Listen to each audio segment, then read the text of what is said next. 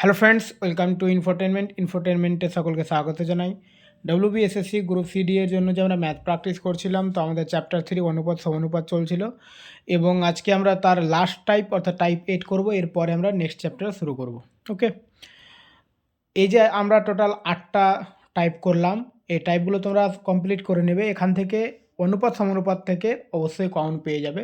সংখ্যাগুলো কমন পাওয়ার গ্যারান্টি আমি দেবো না, কিন্তু অঙ্ক টাইপ একই থাকবে, ভাষা একই থাকবে, শুধু সংখ্যাগুলো চেঞ্জ থাকবে। ঠিক আছে, চলো প্রথম কোশ্চিন আজকের।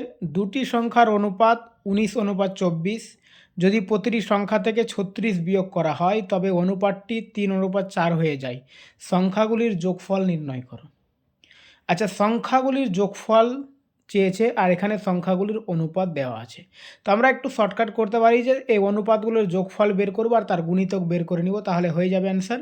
আমি দুভাবেই করে দেখাচ্ছি আর কি। ঠিক আছে, 19 আর 24 যদি আমরা যোগ করি তো কত হবে? 4 আর 9 হচ্ছে 13, 13 3 হাতে 1 2 1 3 43 হবে। এবার অপশানে 43-এর গুণিতক খুঁজো। বাকি এগুলো আছে, এগুলোর কিন্তু না করলেও হবে।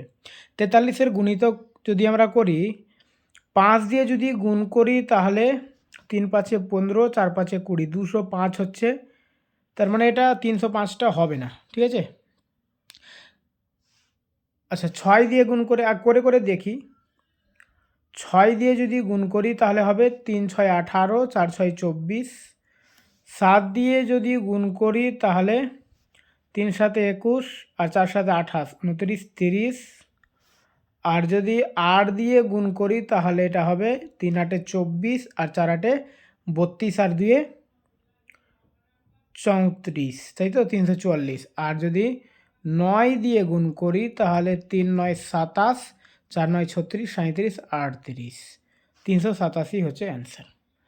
এবার বললো যে স্যার এতগুলো গুণ করতে হচ্ছে।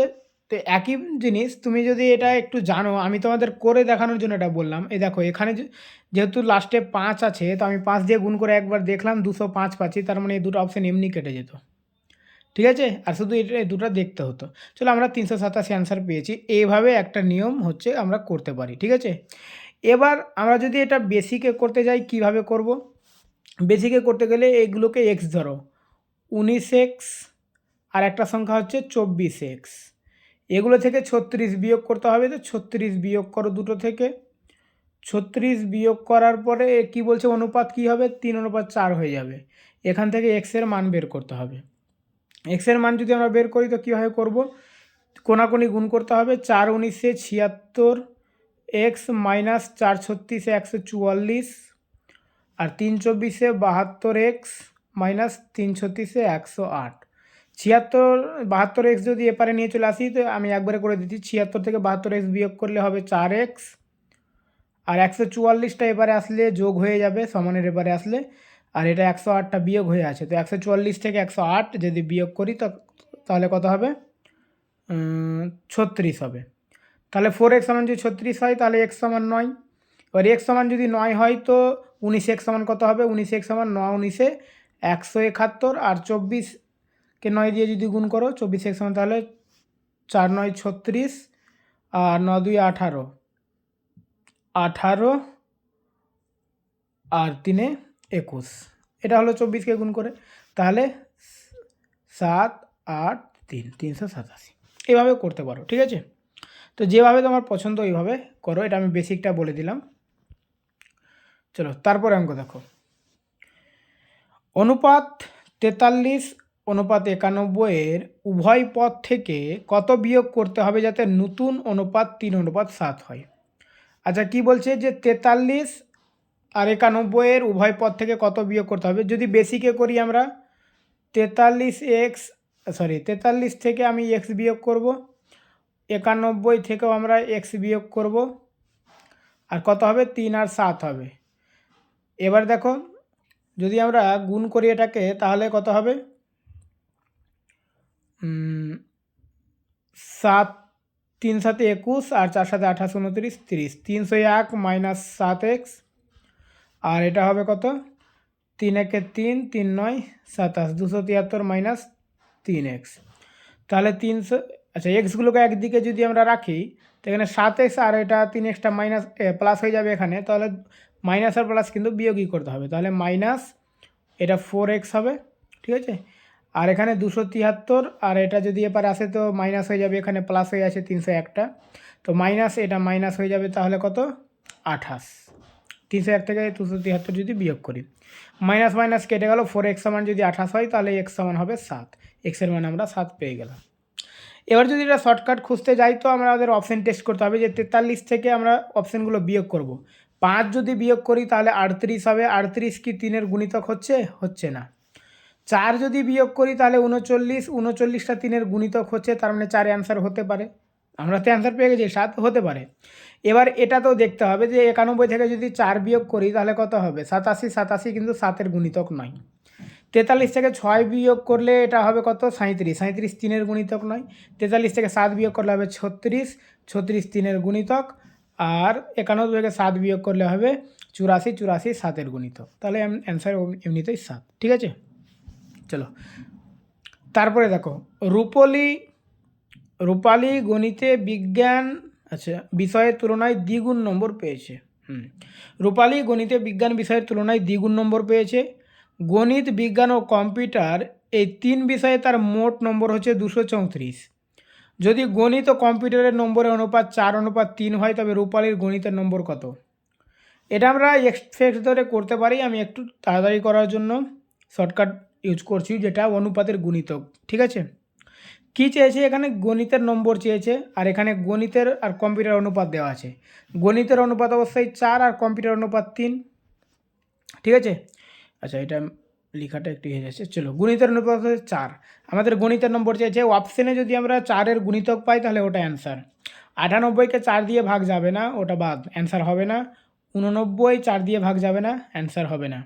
68 4 17 68 হচ্ছে। 104 4 26 104, তার মানে এই দুটোর মধ্যে একটা অ্যান্সার হবে। তার মানে 3টা আমরা বাদ দিতে পারলে একটা অ্যান্সার পেয়ে যেতাম, কিছু করতে হতো না। যেহেতু এখানে দুটো পেজ আছে 4-এর গুণিতক, তো আমাদের একটু খাটতে হবে। কি খাটতে হবে দেখো, আমি যদি 68কে ধরি অ্যান্সার, তাহলে 4-এর গুণিতক হবে 68, তার মানে কত গুণ 17 গুণ, তাহলে গণিতের নম্বর হয়ে গেল 68। তাহলে 3-এর মান কত হবে 3 17 51, অবশ্যই 51 হতে হবে ওকে, ঠিক আছে। 4 মানে যদি 68 হয় তাহলে 3 মানে 51, এটা গণিত আর কম্পিউটার নম্বর পেলাম। এবার এখানে কি বলছে, বিজ্ঞান বিষয়ের তুলনায় গণিতের ডবল পেয়েছে, তার মানে বিজ্ঞানে গণিতের অর্ধেক হবে, তাহলে 68 থেকে অর্ধেক বিয়োগ করে যদি 34, মানে 3টা নম্বর পেয়ে যাচ্ছি। এটি যদি যোগফল 234 হয় তাহলে 68 অ্যান্সার, নাহলে 68 অ্যান্সার না। 8 একে 9 4 13, এককের ঘরে 3 আসছে, তার মানে 234 হবে না, 68 অ্যান্সার হবে না, অপশান সিও বাদ, অপশান ডি কনফার্ম অ্যান্সার। এবার আমরা করে দেখি, দেখো 4 মানে যদি 104 হয় তাহলে 1 মানে 26, অর্থাৎ 4কে 26 দিয়ে গুণ করলে 104 হয়, তাই তো। তার মানে গণিতের নম্বর যদি 104 ধরি তাহলে 3-এর মান কত হবে 3 26 হবে কত 78, কম্পিউটারের নম্বর হচ্ছে 78। আশা করি বুঝতে পারছো যে 4-এর মান যদি 104 হয় তাহলে 3-এর মান কত হবে 78, কেন 4-এর 26 গুণ হচ্ছে 104, তো 3-এর 26 গুণ 78। এবারে কি বলছে, বিজ্ঞানের নম্বরটা কি হবে, গণিতের অর্ধেক হবে, তাহলে বিজ্ঞানের নম্বর অবশ্যই 52 হবে। এবার এটি যোগ করে দেখে নাও 234 হচ্ছে কিনা। 8 4 12 2 14, 5 7 12 আর 1 13, আর এটা হয়ে গেল 1 1 2 234, অর্থাৎ অপশান ডি হচ্ছে অ্যান্সার, ঠিক আছে। আমরা যদি প্রথমেই 4-এর গুণিতক খুঁজে 3টা অপশান কাটতে পারতাম তাহলে অ্যান্সার পেয়ে যেতাম, যেহেতু 4-এর গুণিতক 2টো পেয়েছি তাই একটু এটুকু খাটতে হলো। আর বাকি যদি এইভাবে না খাটতে চাও তাহলে এক্স ধরে যেমনভাবে করো, এর আগে করলাম ওইভাবে করতে পারো, ঠিক আছে। আচ্ছা এক্স ধরে কি একবার আমি ট্রাই করব, যে গণিত আর কম্পিউটার নম্বর অনুপাত, আমি যদি গণিতের নম্বর 4x ধরি তাহলে কম্পিউটার কত হবে 3x, আর বিজ্ঞান কত হবে অর্ধেক হবে তো 2x, এই 3টাকে যোগ করো 234, 4 3 7 2 9, 9x মানে হচ্ছে 234, তো x সমান কত, এটা 9 দিয়ে যদি আমরা কাটি তো 9 9 2 18, হ্যাঁ, আর 6 9 54, x সমান 26 পেয়ে গেলাম। তাহলে 4x গুণিত হচ্ছে 26, এটাও সহজ। তাহলে 4 গুণিত 26, তাই তো? তাহলে হয়ে গেল 104, অপশান ডি। একই দশম শ্রেণী এ বি সি এই তিনটি শাখায় শিক্ষার্থীদের অনুপাত 5:4:7। যদি যথাক্রমে শাখা এ বি এবং সিতে 15, 16 এবং 9 জন নতুন শিক্ষার্থী ভর্তি হয়, তবে অনুপাত পরিবর্তিত হয়ে 10, 9, 11 হয়। নতুন ভর্তি পরবর্তী দশম শ্রেণী মোট শিক্ষার্থীর সংখ্যা কত? আচ্ছা, এটা যদি আমরা এক্স ধরে করি তো যে কোনো দুটো নাও, এটা 5x, 4x আর এটা 7x ধরে নাও। তো আমরা 5x, এটা সেকশন এ ভর্তি কতজন হচ্ছে? 15 জন ভর্তি হলো, প্লাস 15 করে দিলাম। আর এটা 4x সেকশন বি ভর্তি 16 জন হচ্ছে, 16। নতুন অনুপাত কত হচ্ছে? 10 আর 9, 10 আর 9, ঠিক আছে? তো এটা যদি আমরা এক্সের মান এখান থেকে বের করব, ঠিক আছে? তো 5 9 45x প্লাস 9 15 135, আর এটা 4 10 40x প্লাস 16 10 160। 45 থেকে 40x বাদ দিলে 5x আর 135টাই পারে মাইনাস হয়ে যাবে, তো 160 থেকে 135 মাইনাস করলে 25, ঠিক আছে? এগুলো অবশ্যই বুঝতে পারছো, এখানে 160 আছে, 135 এপারে চলে আসলে মাইনাস 135 হয়ে যাবে, ঠিক আছে? তো 5x সমান যদি 25 হয় তাহলে x সমান হয়ে যাবে কত? 5। x সমান 5 এবার বসিয়ে দাও। এটা 5x, 4x, 7x ধরেছিলাম, তাই তো? তো এক্সের মান যদি 5 হয় তাহলে এটার মান হয়ে গেল 5x মানে 25, 4x সমান 20 আর 7x সমান 35। এটা হচ্ছে মোট, মানে প্রথমে এতটি কী ছিল, মানে স্টুডেন্ট ছিল। এবার ভর্তি কত হচ্ছে? এখানে 15 জন হচ্ছে, এখানে 16 জন হচ্ছে, এখানে 9 জন। সবটাকে যদি যোগ করো তো 15 আর 5 40।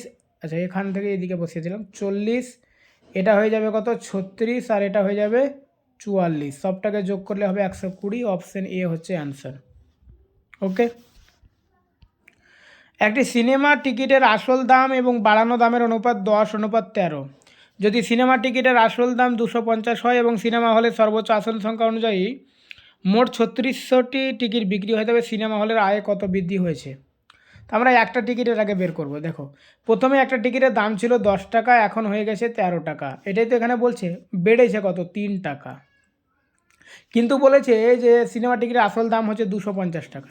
তার মানে 10-এর মান যদি 250 হয়, এটা তো অনুপাতে আসল দাম, আর এটা হচ্ছে সংখ্যাতে আসল দাম, তাই তো? তো 10-এর মান 250 মানে কত গুণ? 25 গুণ। তো 3-এর মানও আমরা 25 গুণ বাড়িয়ে দেবো, মানে 75। 13 মানটা বাড়াচ্ছি না, দরকার নেই ওটা। দেখো, একটি টিকিটে তাহলে 75 টাকা দাম বাড়ছে, তাই তো? তো 3600 টিকিটে কত টাকা দাম বেড়েছে, আয়ে কত টাকা বৃদ্ধি হবে? তো 3600কে আমরা 75 দিয়ে গুণ করব। 0 0 5 6 30, 3 5 15, 16 17, সরি 18 হবে, 16 17 বলছে, 18 এটা। আর 0 0 6 7 42, আর 3 7 21, আর 4 25। এর যদি যোগ করো, এখানে নিচে লেখা আছে না, আমি পাশে লিখছি 0 0, এটা যোগ করলে 0, আর 2 10, 5 1 6 1 7, আর এটা 2 27,000, অপশান ডি হচ্ছে অ্যান্সার। ওকে, তো আজকে এই পর্যন্তই। Thank you.